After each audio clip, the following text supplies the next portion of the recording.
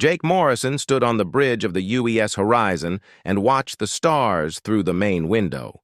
The ship had been traveling for 3 months beyond any place humans had ever been before. He was the commander of this mission and felt the weight of responsibility on his shoulders every day. Earth was so far away now that their radio signals would take years to reach home. Lisa Chen sat at her navigation station and checked their course for the 10th time that day. She was young but had the best sense of direction in all of Space Command. Her fingers moved quickly over the controls as she made small adjustments to keep them on the right path. The computer showed they were getting close to something strange. Carlos Rodriguez worked in the engine room below them. He was the kind of engineer who could fix anything with spare parts and determination. The engines hummed quietly under his care, and he knew every sound they made. He had been checking the power readings and noticed something odd. The ship was using less energy than it should have been using. Dr. Amy Taylor was in her lab studying the data they had collected. She was a scientist who studied alien life and had hoped this mission would finally let her meet beings from another world. So far, they had found nothing but empty space and distant stars. She looked at her screens and saw patterns that made no sense to her trained mind. The mission had started like any other deep space exploration. Earth wanted to know what was out there beyond the edge of their known galaxy. They had sent the Horizon with a crew of 50 people to look for new worlds and maybe new life. Jake had been chosen to lead because he was good at making quick decisions when things went wrong. For weeks, they had traveled through empty space without finding anything interesting. Then their sensors started picking up strange energy readings from a star system that looked empty on all their maps. The readings were unlike anything they had ever seen before. Lisa had changed their course to investigate. As they got closer to the strange system, Jake felt something was watching them.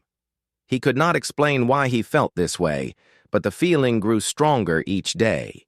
He had learned to trust his instincts during his 20 years in space. Something was definitely not right about this place. The star system had 5 planets, but none of them should have been able to support life. The planets were too cold and too far from their sun. Yet their instruments showed massive structures floating in space near the 3rd planet. These structures were made of some kind of crystal that seemed to bend light around itself. Carlos came up to the bridge to report his findings. The ship was running on less power because something was helping them move through space. It was like an invisible hand was pushing them gently toward the crystal structures. He had never seen anything like it in all his years of working with engines. Amy joined them on the bridge with her data. She had been studying the energy patterns and found something impossible. The structures existed in normal space, but also seemed to exist somewhere else at the same time. Her instruments could detect them, but could not fully measure them. Jake made the decision to move closer to the structures. As they approached, the crystals grew larger and more complex. They were beautiful in a way that hurt to look at directly. Colors shifted across their surfaces in patterns that seemed almost alive. The crew gathered on the bridge to watch as they had never seen anything so amazing. Lisa noticed that the ship was no longer responding to her controls. They were being guided by something else now, but she felt no fear. Whatever was controlling, their movement meant them no harm. She could sense a vast intelligence behind the guidance. The crystals began to pulse with light, and Jake knew they were about to make contact with something beyond human understanding. He had spent his whole life preparing for this moment, but still felt like a child facing the unknown. The crew stood ready for whatever would happen next. In the depths of space around them, things moved that could not be seen with human eyes. Ancient beings of pure energy had been watching the small human ship since it entered their territory. They had been waiting for this species to find them for many years. These watchers had guided countless civilizations through the same moment of discovery. They knew how to help young species take their next step toward joining the greater community of intelligent life. They had done this so many times that it had become routine, but humans were different from every other species they had encountered. The Watchers could not predict what humans would do next. This made them both curious and concerned about what would happen when contact was finally made. The crystal structures began to change as the UES horizon drew closer. What had looked solid before now appeared to flow like water made of light. Jake Morrison felt his mind being touched by something vast and ancient. It was not painful, but it was overwhelming in a way he had never experienced. Amy Taylor was the first to hear the voice in her head. It spoke without words and filled her thoughts with concepts that human language could not express. She understood that these beings called themselves the Kethtar, and they had been waiting for humanity to reach this point in their development. The voice explained that they were watchers who guided young civilizations through their growth. They had done this work for millions of years and had helped thousands of species join the galactic community. Amy tried to speak but found she could only think her responses. Lisa Chen felt the presence enter her mind more gently. The Kethtar seemed to understand that humans needed time to adjust to this kind of contact. They showed her images of other worlds and other species that had gone through this same process. Beautiful cities on distant planets where beings lived, in peace and harmony. Carlos Rodriguez experienced the contact as a flow of technical knowledge. His engineer mind was flooded with understanding of technologies beyond anything humans had imagined. Engines that could bend space itself and materials that could exist in multiple dimensions at once. He struggled to process all the information. Jake tried to maintain his role as commander even as his thoughts were not entirely his own. He asked what the Kethtar wanted from humanity. The answer came as a feeling rather than words. They wanted to help humans take their place among the stars, but this help came with conditions. The Kethtar explained that every species reached a point where they could either destroy themselves or transcend their limitations. Humans had reached that point. They could continue on their chaotic path and likely destroy themselves within a few generations. Or they could accept guidance and join the peaceful galactic civilization. Amy found herself chosen as the main communicator between the two species. Her scientific background helped her understand the complex concepts the Kethtar were sharing. She learned that they existed primarily as energy beings, but could take physical form when needed. They had been watching Earth for hundreds of years.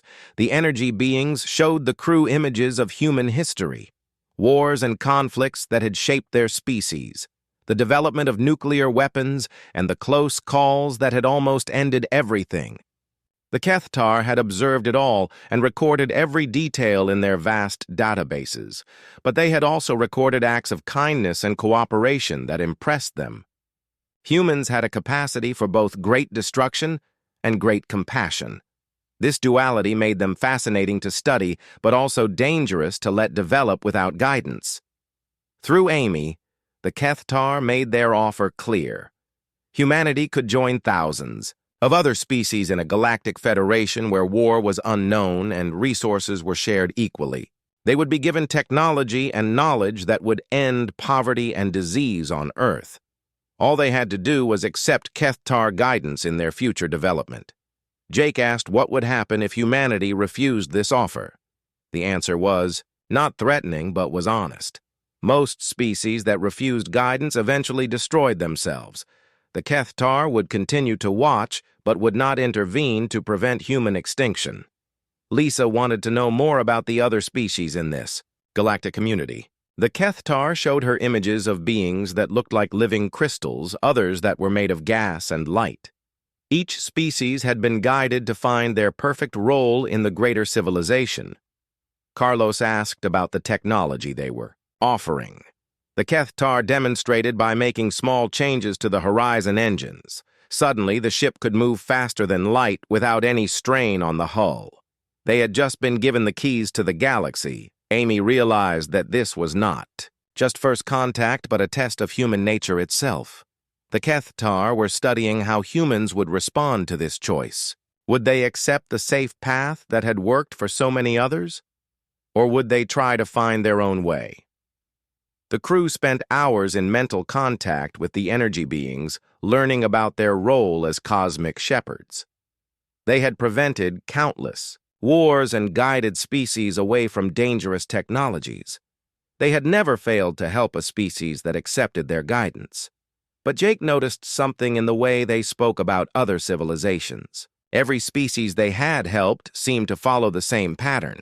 They all became peaceful, productive members of the galactic community, but they also became predictable and stable. None of them seemed to create anything truly new anymore. When he asked about this, the Kethtar seemed surprised by the question. They explained that stability was the goal. Creativity often led to conflict and dangerous innovations. It was better for everyone if species focused on harmony rather than constant change. Amy felt uncomfortable with this answer. Human creativity had led to both terrible weapons and beautiful art. It had driven them to explore space and discover new ways to help each other. She wondered what humanity would become if they gave up the very thing that made them human. The Kethtar sensed her doubts and assured her that humans would still be creative within proper limits. They would just be guided away from the kinds of innovations that could threaten galactic peace. It was a small price to pay for security and prosperity. The contact ended, suddenly leaving the crew alone with their thoughts and a choice that would determine the future of their entire species. 3 days after the first contact, Jake Morrison called his senior staff together. The weight of the decision they faced was enormous, and he knew they could not make it alone. They needed to contact Earth and get input from the entire human race. But the Kethtar had made it clear that time was limited. Amy Taylor had been in constant mental contact with the energy beings since their first meeting. She learned that this process had been repeated with every species that reached this level of development. The test was always the same, and it had never failed to produce the right outcome. Species either accepted guidance or eventually destroyed themselves. The test came sooner than expected. Amy woke up one morning with urgent images flooding her mind. A massive asteroid field had shifted course and was now heading directly toward Earth. The collision would happen in 6 months and would end all life on the planet. The Kethtar could help prevent this disaster, but only if humanity accepted their guidance first. Lisa Chen ran the calculations on her navigation computer and confirmed the terrible news. The asteroid field was real and moving at incredible speed toward Earth. There was no way human technology could stop something so massive. The only hope was to accept the Kethtar offer and gain access to their advanced technology. Carlos Rodriguez studied the technical specifications the energy beings had shared. They had weapons that could vaporize entire asteroid fields and shields, that could protect whole planets. But they would only share this technology with species that had accepted their guidance system. It seemed like humanity had no choice. Jake felt frustrated by the timing. It seemed too convenient that this threat appeared just when humanity was being asked to make this decision. He asked Amy to question the Kethtar about whether this was really a natural disaster or part of their test process. The energy beings assured Amy that the asteroid threat was completely real. They had not created it, but they had been monitoring it for years. They knew it would reach Earth around the time humans achieved deep space travel. It was one of the reasons they had been watching humanity so carefully. Amy asked why they did not warn humans about this threat earlier. The Kethtar explained that premature warnings often caused panic and poor decision-making. It was better to wait until a species was ready to make an informed choice about their future. The crew of the Horizon found themselves in an impossible position. They could save their entire species by accepting alien guidance, but they would also be giving up human independence forever. Jake knew that billions of people on Earth were counting on them to make the right decision. Carlos began working with Kethtar technology to understand how it might be used to stop the asteroids. The energy beings were helpful and patient as they taught him about matter manipulation and dimensional engineering. The technology was beautiful and terrifying at the same time. But Jake noticed something strange about the way the Kethtar described the threat. They spoke about it as if it were a lesson that humanity needed to learn. He began to wonder if this asteroid field had been guided toward Earth deliberately as part of their testing process. When he asked Amy to raise this question, the Keth-Tar became evasive. They insisted that they never manipulated natural disasters for testing purposes. But they also admitted that they sometimes allowed natural events to occur when they could teach important lessons. Lisa discovered something troubling in the navigation data. The asteroid field had changed course several times over the past few years. Each change had brought it closer to a direct collision with Earth. The changes looked natural, but she had never seen space rocks behave in quite this way. Amy confronted the energy beings about this evidence. After a long silence, they admitted that they had made small adjustments to the asteroid field path. They insisted that this was not manipulation, but guidance. They were simply ensuring that the natural disaster happened at the right time for humanity to learn from it. Jake felt angry that the Keth-Tar had been dishonest with them, but he also realized that his anger might be exactly the kind of emotional response that made humans different from other species. Every other civilization had probably accepted the situation and moved forward with the logical choice. Carlos made a suggestion that surprised everyone. Instead of simply accepting or rejecting the Keth-Tar technology, he wanted to modify it.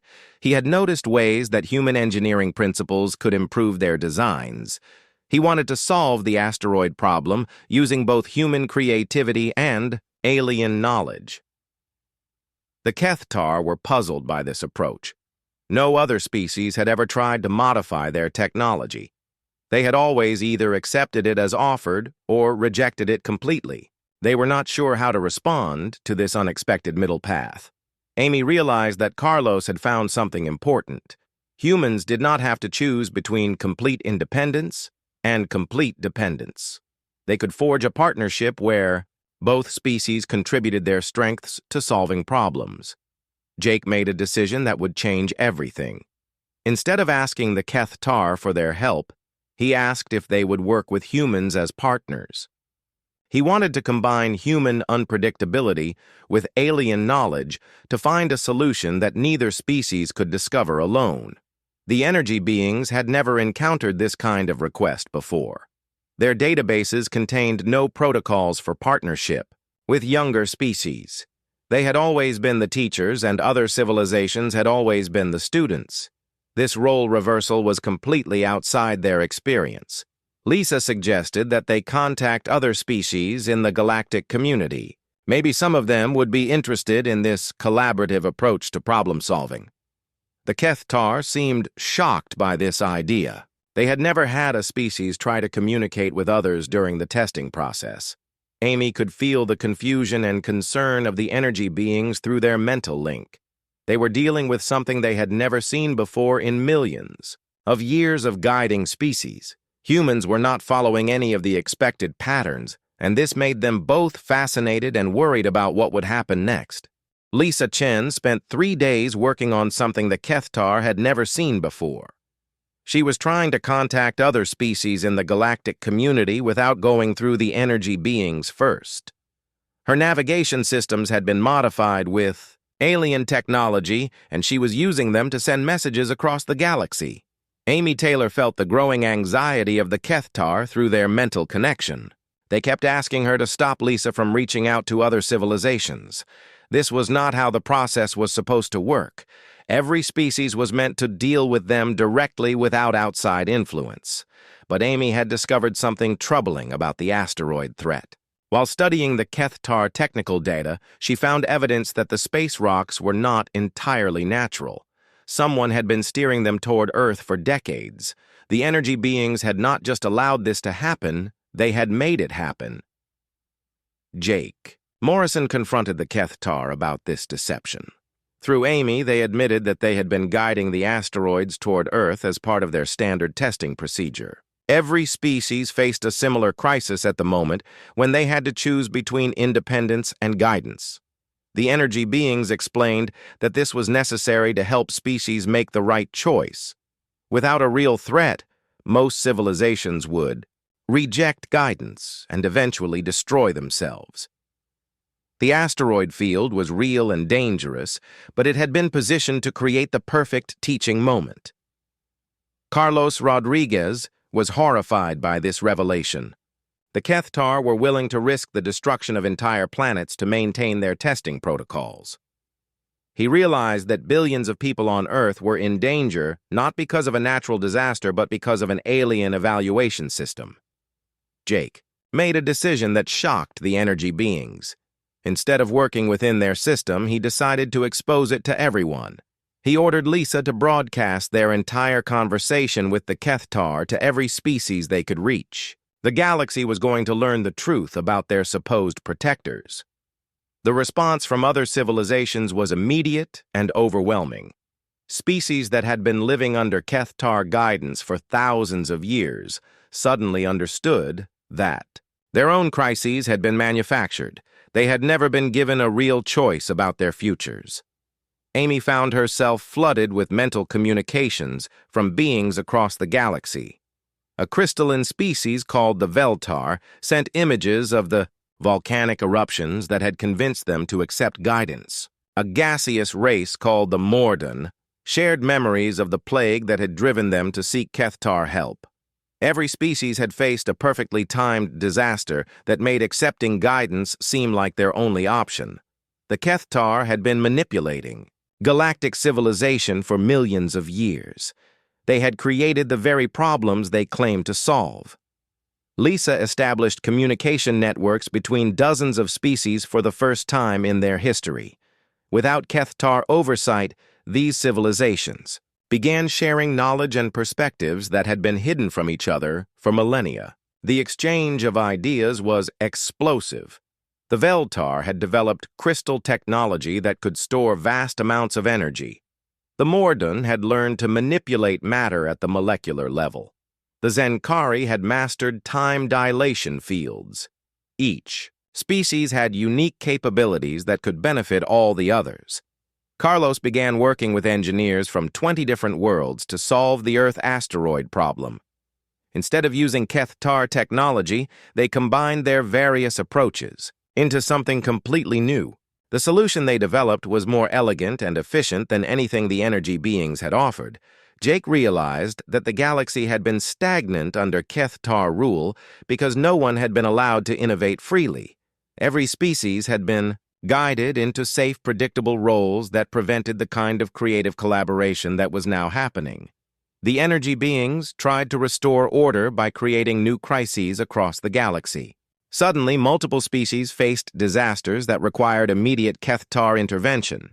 But the collaborative network that humans had inspired was ready for this challenge. Amy watched through her mental link as the Kethtar leadership debated what to do about the human disruption. Some of them wanted to use force to restore the old system. Others were fascinated by the rapid development they were seeing across the galaxy. The asteroid field approaching Earth became a test case for the new collaborative approach. Dozens of species contributed technology and knowledge to create a solution that would protect the planet without requiring anyone to surrender their independence. Lisa coordinated the massive joint effort from the horizon. Ships from across the galaxy converged on the asteroid field, carrying technologies that had never been used together before. The Kethtar watched in amazement as their carefully planned crisis became an opportunity for unprecedented cooperation. Carlos led the technical teams that deployed the new solution. Instead of destroying the asteroids, they used Veltar crystal technology to harvest their valuable minerals, while Morden molecular manipulation redirected their paths away from Earth. The Zenkari time fields gave them the precision needed to complete the work safely. The success of this mission proved that species could work together without Kethtar oversight. In fact, they could accomplish more when they were free to combine their different approaches to problem solving. The energy beings found their fundamental assumptions about younger species being challenged. Amy felt the confusion and fear of the Kethtar through their mental connection. For the first time in millions of years, their control over galactic civilization was slipping away. Some of them saw this as a disaster, while others began to wonder if they had been wrong about their role as eternal shepherds. Jake knew that everything was about to change. The old system of Kethtar guidance was breaking down, and a new era of galactic cooperation was beginning. But he also knew that the energy beings would not give up their power without a fight. The real test was just beginning, and it would determine not just the fate of humanity, but the future of every intelligent species in the galaxy. The Silent Watchers were about to discover that they themselves could be watched and judged by those they had claimed to protect. The success of the asteroid mission sent shockwaves through the galactic community. Species that had lived under Kethtar guidance for thousands of years suddenly realized they could solve problems without asking permission first. Dr. Amy Taylor found herself at the center of the biggest revolution in galactic history. Through the communication networks that Lisa Chen had established, civilizations began sharing technologies and ideas freely for the first time. The Veltar crystal engineers started working with Mordoon molecular specialists to create new forms of energy storage. The results were amazing and terrifying to the Kethtar, who had never seen such rapid development. Jake Morrison received messages from species leaders across the galaxy thanking humanity for showing them a different way forward. But he also received warnings that the energy beings were planning to restore order through force. Some Kethtar believed that this outbreak of independence would lead to galactic war and destruction. Carlos Rodriguez was working with a team of engineers from 40 different worlds to improve space travel technology. By combining human creativity with alien knowledge, they had developed engines that could cross the galaxy in days instead of years. The implications for galactic civilization were enormous. Amy felt the growing division among the Kethtar through her mental link with them. The younger energy beings were excited by the innovations they were seeing, but the older ones were convinced that disaster was inevitable. They had maintained peace for millions of years by preventing exactly this kind of rapid change. The Kethtar leadership made their move 3 weeks after the asteroid crisis ended. They began creating emergencies across the galaxy designed to prove that species needed their guidance. Solar flares threatened the Veltar homeworld, while a virus outbreak swept through Mordoon's space colonies.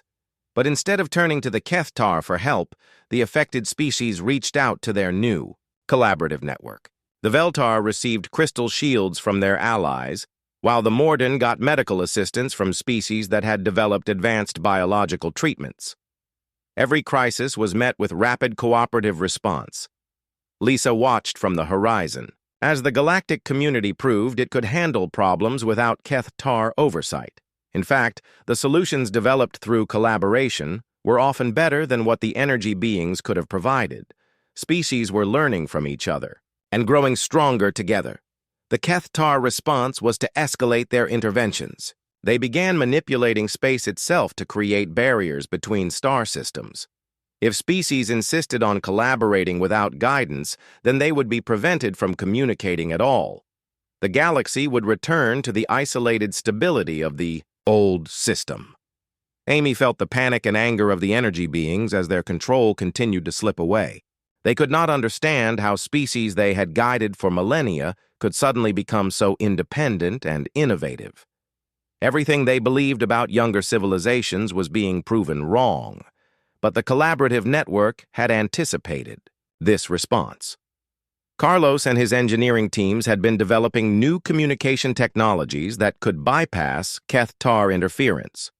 Using quantum entanglement principles borrowed from the Zenkari, they created instant communication links that could not be blocked.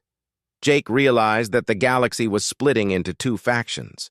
The older species that had been under Kethtar guidance the longest were struggling to adapt to independence. They kept looking for authority figures to tell them what to do, but the younger civilizations were embracing the freedom to innovate and explore. The crisis came when the Kethtar attempted to destroy the human homeworld. They reasoned that removing the source of the rebellion would restore order to the galaxy. Amy felt their intentions through her mental link, just in time to warn Earth about the incoming energy weapon. The response from the galactic community was immediate and unified. Hundreds of species sent their fastest ships toward Earth to help defend against the Kethtar attack. It was the largest military cooperation in galactic history, and it happened without any central authority organizing it. Lisa coordinated the defense fleet from her position on the horizon. Ships using dozens of different technologies worked together to create a protective barrier around Earth. The Kethtar energy weapon struck the barrier and was absorbed harmlessly by Veltar crystals powered by Mordan molecular engines. Carlos led the technical effort to trace the weapon back to its source. The collaborative network had given him access to sensor technologies from across the galaxy. Within hours, they had located the hidden Kethtar facility where the attack had originated. Amy found herself in the difficult position of mediating between the energy beings and the species they had tried to destroy. Through her mental link, she could feel both the fear of the Kethtar and the anger of their former subjects. Violence seemed inevitable unless someone could find a way to bridge the gap. Jake made a proposal that surprised everyone, including himself. Instead of demanding that the Kethtar surrender their power, he suggested that they become partners in the new galactic community. Their vast knowledge and experience could be valuable if they were willing to share instead of control. The energy beings were divided in their response to this offer. The older Kethtar saw it as an insult to their authority and wisdom. They had been shepherding younger species since before most stars were born. They would not accept being treated as equals by civilizations they had guided from infancy. But some of the younger Kethtar were intrigued by the possibility of partnership. They had been watching the rapid innovations of the collaborative network with fascination. For the first time in their long existence, they were seeing something genuinely new and unpredictable. Amy became the focal point for negotiations between the two factions. Through her, the moderate Kethtar began communicating directly with species, leaders, across the galaxy. They shared knowledge freely and asked for nothing in return except the opportunity to participate in the new collaborative system. The revolution was succeeding beyond anything Jake had imagined when they first encountered. The crystal structures. The galaxy was transforming from a collection of isolated civilizations under ancient guidance into a true community of equals working together toward common goals. But Amy could sense that the hardline Kethtar were planning one final attempt to restore their control. They believed that only total victory or total defeat would end this crisis. The next confrontation would determine whether the galaxy moved forward into a new age or was dragged back into the old patterns of control and stagnation.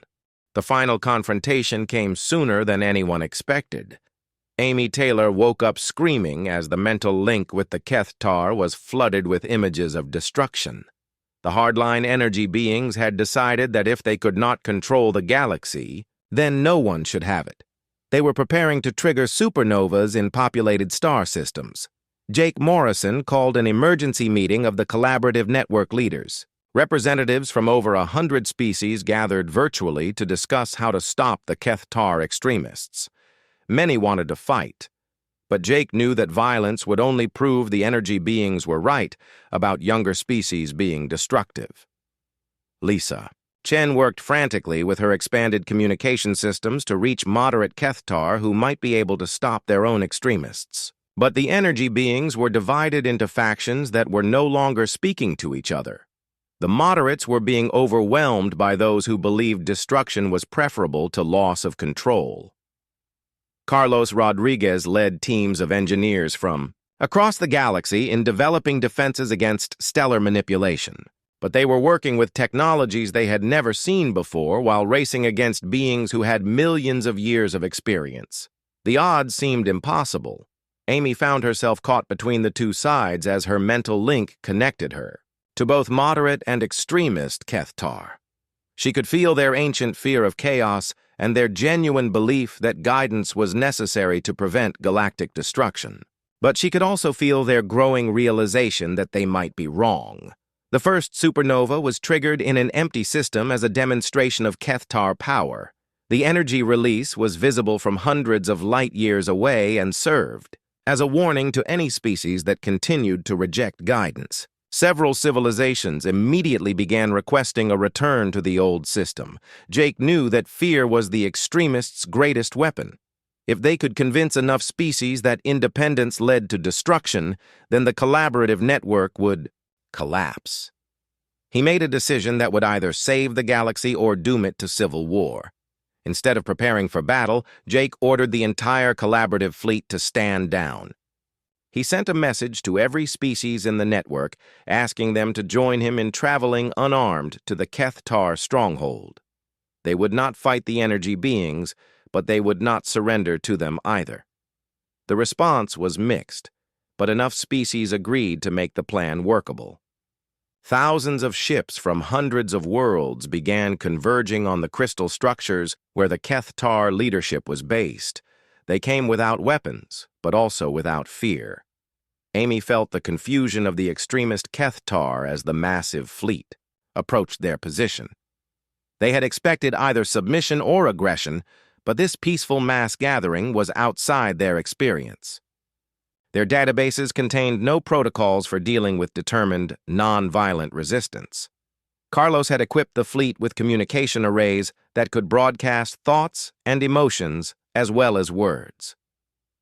As the ships surrounded the Kethtar stronghold, they began sharing memories and experiences from across the galaxy. The energy beings found themselves experiencing life from the perspective of every species they had guided. Lisa coordinated the massive broadcast so that the Kethtar could feel what it was like to be a young Veltar discovering crystal technology, or a Mordon scientist making their first molecular breakthrough. They experienced the joy of discovery and the pride of achievement that came from solving problems independently. Amy served as the primary conduit for this exchange of experiences. Through her mental link, the Kethtar leadership found themselves experiencing emotions they had not felt in millions of years. Wonder, excitement, curiosity, and the deep satisfaction that came from learning something completely new. Jake spoke for all the gathered species when he addressed the energy beings directly. He acknowledged their long service to galactic civilization and thanked them for the peace and stability they had maintained, but he also asked them to consider whether their methods had prevented the galaxy from reaching its full potential. The moderate Kethtar began to respond positively to this approach. They had been watching the rapid innovations of the collaborative network with growing fascination. They realized that their guidance might have been preventing exactly the kind of growth they were now witnessing. But the extremists were not convinced.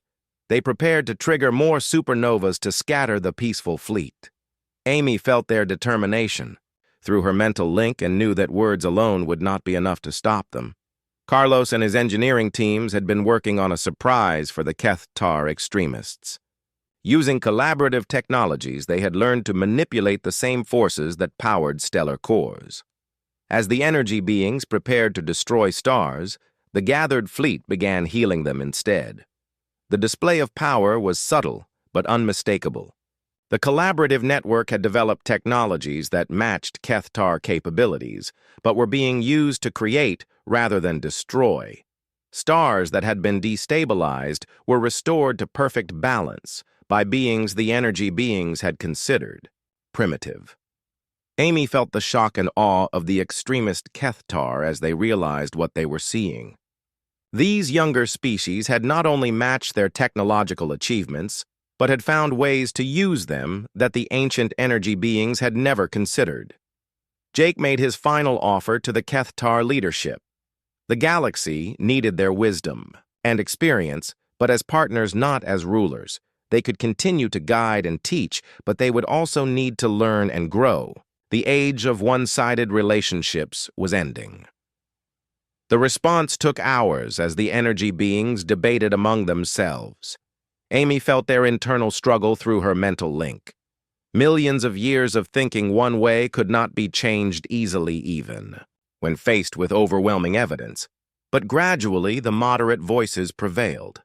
The younger Kethtar, convinced their elders that partnership offered something they had never had before, the chance to discover new possibilities alongside the species they had guided for so long. Lisa watched from the horizon as the first joint exploration fleet prepared to leave for unknown regions of the galaxy. Ships from dozens of species, including energy being constructs, worked together as equals. The Kethtar were no longer hidden observers but active participants in galactic civilization. Carlos marveled at the technologies being developed through this new partnership. Combining Kethtar knowledge with collaborative innovation was producing results that neither side could have achieved alone. The galaxy was entering an age of discovery that would have been impossible under the old system. Amy felt the excitement and wonder of both sides through her mental connections. The Kethtar were experiencing the joy of discovery for the first time in millions of years, while the younger species were gaining access to knowledge they had never dreamed of. Jake stood on the bridge of the horizon and watched as everything changed around them. The silent watchers were silent no more, and the galaxy would never be the same. Sometimes the greatest gift was not following the established path, but showing others that new paths were possible.